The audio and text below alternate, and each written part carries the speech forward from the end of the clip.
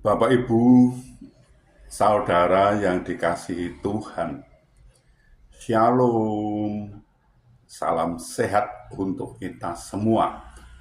Apa kabar? Sehat toh? Wah, sungguh luar biasa, mantap. Kita akan membaca Alkitab, namun sebelumnya marilah kita berdoa. Bapa, kami mengucap syukur dan terima kasih atas anugerah dan cinta kasih Bapa yang kami rasakan pada saat ini. Sungguh luar biasa Bapa. Terima kasih, terima kasih. Bapa, kami akan membaca Alkitab dan akan merenungkannya. Berilah kami daya ingat yang baik dan berilah kami pengertian agar kami bisa mengerti dan bisa memahami apa yang Tuhan kehendaki. Kami bisa melakukan dan juga bisa memberitakan. Dalam nama Tuhan Yesus kami berdoa. Amin. Bacaan Alkitab dari Kolose pasal 3 ayat 15. Hendaklah damai sejahtera Kristus memerintah dalam hatimu, karena untuk itulah kamu telah dipanggil menjadi satu tubuh, dan bersyukurlah.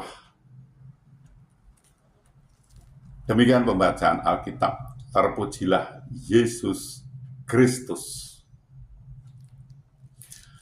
Bapak, Ibu, Saudara, kita yang menerima Yesus Kristus sebagai Tuhan dan Juru Selamat tidak berarti bebas dari masalah. Kita dapat saja mengalami permasalahan apapun, tapi tetap merasakan damai sejahtera Tuhan dalam hati kita. Mungkin saja kita menangis di tanah kuburan karena kehilangan orang yang kita cintai, atau menitikkan air mata saat terbaring di tempat tidur karena sakit. Tetapi kita masih memiliki damai sejahtera dan ketenangan dalam hati kita tanpa harus menyalahkan Tuhan. Sebagai manusia kita mungkin khawatir akan sesuatu, tetapi segera setelah kesulitan menyerang kita harus secepatnya datang dalam doa kepada Tuhan dan meminta kepada Dia supaya memberikan kedamaian dalam hati kita. Rasul Paulus menasihati, janganlah hendaknya kamu khawatir tentang apapun juga, tetapi nyatakanlah dalam segala hal keinginanmu kepada Allah dalam doa dan permohonan dengan ucapan syukur. Filipi pasal 4 ayat 6. Namun, berapa kali kita merasa takut dan kehilangan damai sejahtera ketika badai persoalan menerpa? Seberat apapun beban yang menindih kita, tidak akan kehilangan damai sejahtera asal kita senantiasa melekat kepada Tuhan, karena Dia adalah sumber damai sejahtera itu. Ada tertulis, di mana ada kebenaran, di situ akan tumbuh damai sejahtera, dan akibat kebenaran ialah ketenangan dan ketenteraman untuk selama-lamanya. Yesaya 32 ayat 17. Oleh sebab itu, marilah kita mengejar apa yang mendatangkan damai sejahtera dan yang berguna untuk saling membangun. Roma 14 ayat 19. Apa yang kita kejar dan yang menjadi prioritas dalam hidup ini? Uang, kekayaan, popularitas. Sampai kapan kita hanya memikirkan kepentingan duniawi ini? Siapa mencintai uang tidak akan puas dengan uang, dan siapa mencintai kekayaan tidak akan puas dengan penghasilannya. Ini pun sia-sia.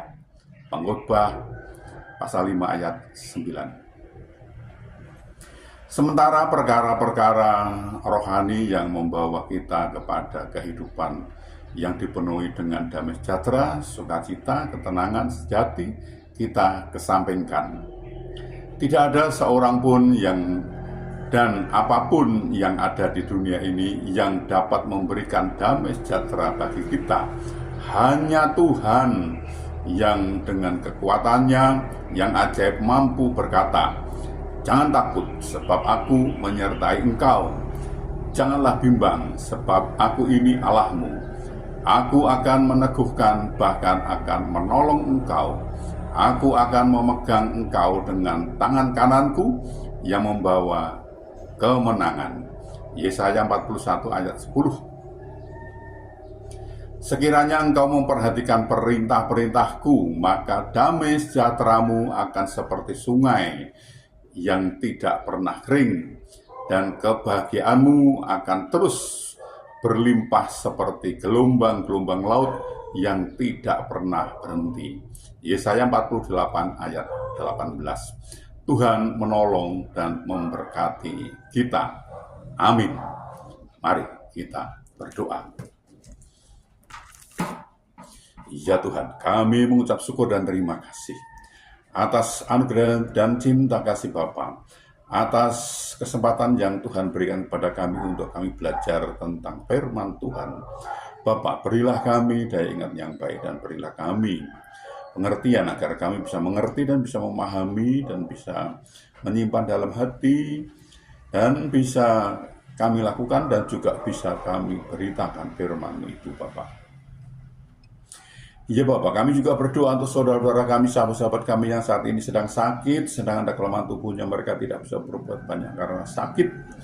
Kami mohon belas kasih Bapak, tolonglah mereka Bapak, sembuhkan mereka, pulihkan mereka sehingga mereka bisa beraktivitas kembali. Tuhan menolong mereka ini. Bapak, kami juga berdoa untuk saudara-saudara kami, sahabat-sahabat kami yang saat ini belum bisa memenuhi kebutuhan keluarganya dengan baik. Mereka ada kesulitan masalah keuangan keluarganya. Mereka tidak punya Bapak, mereka sudah mencari dan mencari lagi, namun sepertinya mengalami jalan buntu mereka ini. Bapak, kami mohon belas kasih Bapak, tolonglah Bapak, bukakan jalan bagi mereka sehingga mereka mencari, mendapatkan, bisa bekerja, bisa berusaha, dan bisa memenuhi kebutuhan keluarganya dengan baik. Bahkan mereka bisa berkelimpahan dan juga bisa menjadi saluran berkat untuk orang lain. Bapak, kami juga berdoa untuk saudara-saudara kami, sahabat-sahabat kami yang saat ini sudah waktunya untuk berumah tangga, berkeluarga, namun mereka belum mendapatkan pasangan hidup yang seiman dengan mereka. Mereka sepertinya kesulitan untuk mendapatkan pasangan hidup yang seiman dengan mereka, Bapak. Bapak, kami mohon belas kasih Bapak, tolonglah Bapak, bukakan jalan bagi mereka sehingga mereka mendapatkan pasangan hidup yang seiman dengan mereka dan mereka bisa membentuk suatu keluarga rumah tangga bahagia dan bersukacita dan bisa beranak cucu mereka ini. Bapak, kami juga berdoa, kami juga memohonkan untuk bangsa kami, bangsa Indonesia, berilah damai sukacita, damai sejahtera pada bangsa ini. Dan berilah bangsa ini agar mau mengenal Engkau lebih lagi, dan bangsa ini mau belajar tentang firman Tuhan sehingga bangsa ini tidak gagal paham, Bapak. Bapak, ini pakailah kami untuk memberitakan firman-Mu, lengkapi kami dengan Roh-Mu yang kudus, untuk memimpin kami dalam memberitakan firman itu agar tidak keliru, Bapak. Bapak, ampunilah segala dosa dan salah kami sehingga kami layak untuk memohon pertolongan Bapak. Dalam nama Tuhan Yesus kami berdoa. Amin.